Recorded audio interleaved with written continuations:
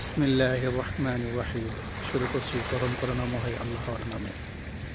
আল্লাহ রাব্বুল আলামিন সূরা আল আনামে বলেছেন, প্রশংসা আল্লাহর জন্য, যিনি পৃথিবী আকাশ সৃষ্টি করেছেন এবং অন্ধকার ও আলোর উৎপত্তি ঘটিয়েছেন। তবু সত্যের দাওয়াত অস্বীকারীরা অন্যদেরকে তাদের রবের সমকক্ষ দাঁড় করাচ্ছে। তিনিই তো তোমাদের সৃষ্টি করেছেন মাটির থেকে, তারপর তোমাদের নির্ধারিত করেছেন জীবনের একটি সময়সীমা এবং আরও একটি সময়সীমাও আছে যা তার কাছে স্থিরকৃত, কিন্তু তোমরা কেবল সন্দেহে লিপ্ত রয়েছ। তিনি এক আল্লাহ, আকাশেও আছেন এবং পৃথিবীতেও। তোমাদের গোপন ও প্রকাশ্য সব অবস্থান জানেন এবং ভালো বা মন্দ যাই হোক তোমাদের উপার্জন কারো তাও তিনি ভালোভাবেই অবগত। মানুষের অবস্থা দাঁড়িয়েছে এই যে, তাদের রবের নির্দেশনসমূহ মধ্য থেকে এমন কোনো নিদর্শন নেই যা তাদের সামনে আসার পর তারা তা থেকে মুখ ফিরিয়ে নেয়নি। অনুরূপভাবে এখন যেই সত্য তাদের সামনে এসেছে তাকেও তারা মিথ্যা বলেছে। ঠিক আছে, এতদিন পর্যন্ত যা নিয়ে তারা ঠাট্টা বিদ্রুপ করেছে, শীঘ্রই সে সম্পর্কে কিছু খবর তাদের কাছে পৌঁছাবে। তারা কি দেখেনি তাদের পূর্বে এমনি ধরনের কত মানব গোষ্ঠীকে আমি ধ্বংস করেছি, যারা নিজ নিজ যুগে ছিল দুর্দান্ত প্রতাপশালী। পৃথিবীতে তাদেরকে এমন কর্তৃত্ব দিয়েছিলাম যা তোমাদেরকে দেয়নি। তাদের উপর আকাশ থেকে প্রচুর বৃষ্টি বর্ষণ করেছিলাম এবং তাদের পাদদেশে নদী প্রবাহিত করেছিলাম, কিন্তু তখন তারা নিয়ামতের প্রতি অকৃতজ্ঞ স্বীকার করল। তখন অবশেষে তাদের গুমরাহির কারণে তাদেরকে ধ্বংস করে দিয়েছি এবং তাদের জায়গায় পরবর্তী যুগের মানব গোষ্ঠী সৃষ্টি করেছি।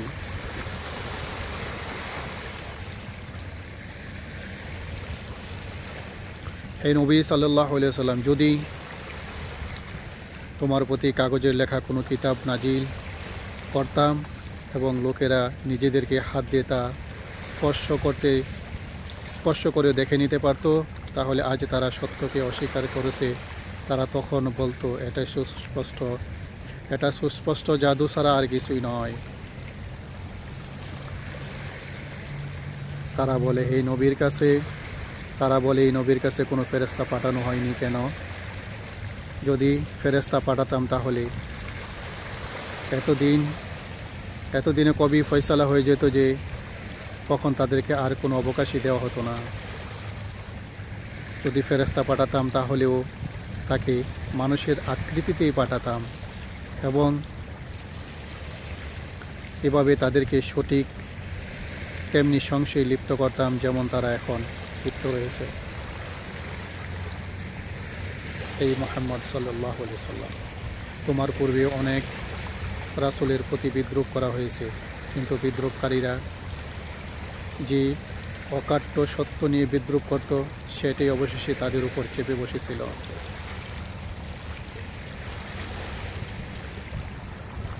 এদেরকে বলে দাও, পৃথিবীর বুকে একটু চলাফেরা করে দেখো, যারা সত্যকে মিথ্যা বলেছে তাদের পরিণাম কি হয়েছে।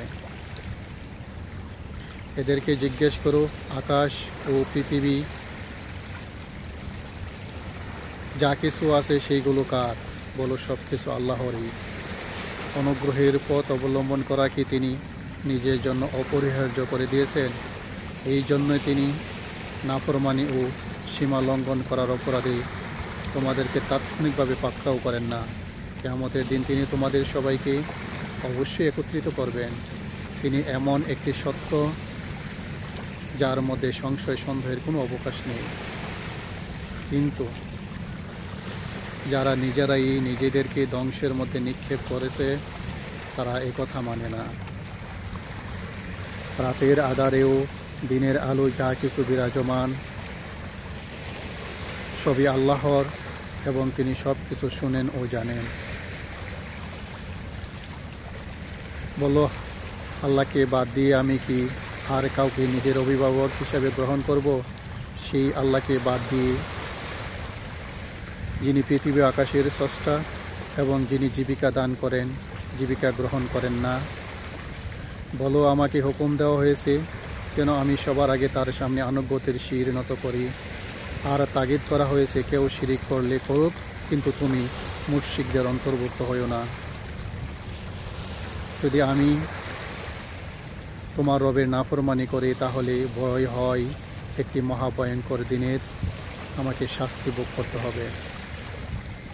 সেই দিন যে ব্যক্তি শাস্তি থেকে রেহাই পাবে, আল্লাহ তার প্রতি বড় অনুগ্রহ করেছেন এবং এটি সুস্পষ্ট সাফল্য। যদি আল্লাহ তোমার কোনো ধরনের ক্ষতি করেন তাহলে তিনি ছাড়া কেউ নেই যে তোমাকে ওই ক্ষতি থেকে বাঁচাতে পারে। আর যদি তিনি তোমার কোনো কল্যাণ করেন তাহলে তিনি সব কিছুর উপর শক্তিশালী। তিনি নিজের বান্দাদের উপর পূর্ণ ক্ষমতা রাখেন এবং তিনি জ্ঞানী ও সব কিছু জানেন।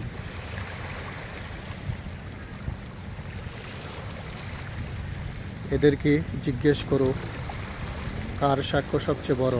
বলো, আল্লাহ আমারও তোমাদের মধ্যে সাক্ষী।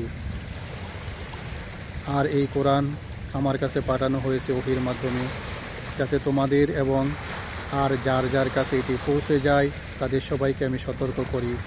সত্যিই কি তোমরা এমন সত্য সাক্ষ্য দিতে সক্ষম যে আল্লাহর সাথে আরও ইলাহা আছে? বলে দাও, আমি তো কখনোই এমন সাক্ষী দিতে পারি না। বলো, আল্লাহ তো একজনই এবং তোমরা যেই শিরকে লিপ্ত রয়েছো আমি তার থেকে সম্পূর্ণ মুক্ত। যাদেরকে আমি কিতাব দিয়েছি তারা এই বিষয়টি এমন সন্দেহাতীতভাবে চেনে যেমন নিজেদেরকে সন্তানদেরকে চেনেন। সন্তানদেরকে চেনার ব্যাপারে তারা সন্দেহ শিকার হয় না, কিন্তু যারা নিজেরাই নিজেদের ক্ষতির মধ্যে ঠেলে দিয়েছে তারা কখনো এই কথা মানে না। কিন্তু তার চেয়ে বড় জালেম আর কে হতে পারে যে আল্লাহর প্রতি মিথ্যা দোষারোপ করে অথবা আল্লাহর নির্দেশনাবলীকে মিথ্যা বলে। অবশ্যই এই ধরনের জালেমরা কখনোই সফলকাম হতে পারে না। যেদিন এদের সবাইকে একত্রিত করব এবং মুশরিকদেরকে জিজ্ঞেস করব, এখন তোমাদের মন গড়া সেই শিরকটা কোথায় যাদেরকে তোমরা নিজেদের ইলাহা মনে করতে? তখন তারা এই মিথ্যা বিবৃতি দেয়া ছাড়া আর কোনো বিভ্রান্তি সৃষ্টি করতে পারবে না যে হে আমাদের প্রভু, তোমার কসম আমরা কখনো মুশরিক ছিলাম না। দেখো সেই সময় এরা কীভাবে নিজেরাই নিজেদের সম্পর্কে মিথ্যা রচনা করে নেবে এবং সেখানে তাদের বানোয়াট মাবুদ উধাও হয়ে যাবে। এদের কিছু লোক কান পেতে তোমার কথা শুনে, কিন্তু অবস্থা হচ্ছে যে আমি এদের অন্তরের উপর আবরণ ফেলে দিয়েছি, যার ফলে এরা এর কিছুই বোঝে না, এবং তাদের কানের বার রেখে দিয়েছি, যার ফলে সব কিছু শোনার পরও তারা কিছুই শোনে না। তারা যেই নির্দেশই প্রত্যক্ষ করুক না কেন তার উপর ঈমান আনবে না। এমনকি যখন তারা তোমার কাছে এসে তোমার সাথে ঝগড়া করে, তখন তাদের মধ্যে থেকে যারা অস্বীকার করার সিদ্ধান্ত নিয়ে ফেলেছে তারা সমস্ত কথা শোনার পর একথায় বলে যে এটি প্রাচীনকালের একটি গাল গল্প ছাড়া আর কিছুই না। তারা এই মহাসত্যবাণী গ্রহণ করা থেকে লোকদেরকে বিরত রাখে এবং নিজেরা এর থেকে দূরে পলায়ন করে। তারা মনে করে যে এই ধরনের কাজ করে তারা তোমার কিছুই ক্ষতি করছে, অথচ আসলে তারা নিজেরাই নিজেদের ধ্বংসের পথ প্রশস্ত করছে, কিন্তু এটা তারা উপলব্ধি করে না।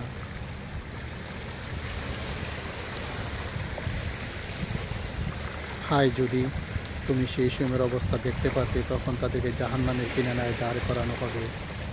সে সময় তারা বলবে, হায় যদি এমন কোনো উপায় হতো যার ফলে আমরা আবার দুনিয়ায় প্রেরিত হতাম, তখন আমাদের রবের নির্দেশনগুলো মিথ্যা বলতাম না এবং মুমিনদের অন্তর্ভুক্ত হয়ে যেতাম।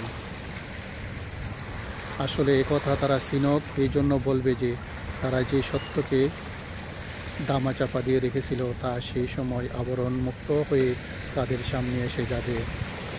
নয়তো তাদেরকে যদি আগের জীবনের দিকে ফেরত পাঠানো হয় তাহলে আবার তারা সেই সব কিছু করে যাবে যা করতে তাদেরকে নিষেধ করা হয়েছিল। তারা তো মিথ্যুকই। তাই নিজেদের মনোবাঞ্ছ প্রকাশ করার ক্ষেত্রে তারা মিথ্যেই আশ্রয় নেবে। আজ এরা বলে জীবন বলতে কিছু আছে, তাকে বলে এই দুনিয়ার জীবনটুকু, এবং মরার পর আমাদের আর অনুক্রমে ওঠানো হবে না। হায়, সেই দৃশ্য যদি তোমরা দেখতে পারতে তখন এদের রবের সামনে দাঁড় করানো হবে। সেই সময় এদের রব তাদেরকে জিজ্ঞেস করবেন, এটা কি সত্য নয়? তারা বলবে, হ্যাঁ, এ আমাদের রব, এটা সত্যি। তিনি বলবেন, আচ্ছা, এবার তাহলে নিজেদের সত্য অস্বীকারীদের ফলস্বরূপ আযাবের স্বাদ গ্রহণ করো।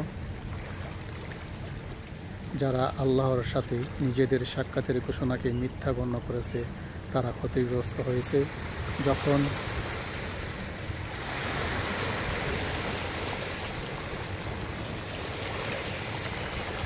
আকস্মিক সেই সময় এসে যাবে তখন এরাই বলবে, হায় আফসোস, এই ব্যাপারে আমাদের কেমন ভুল হয়ে গেছে।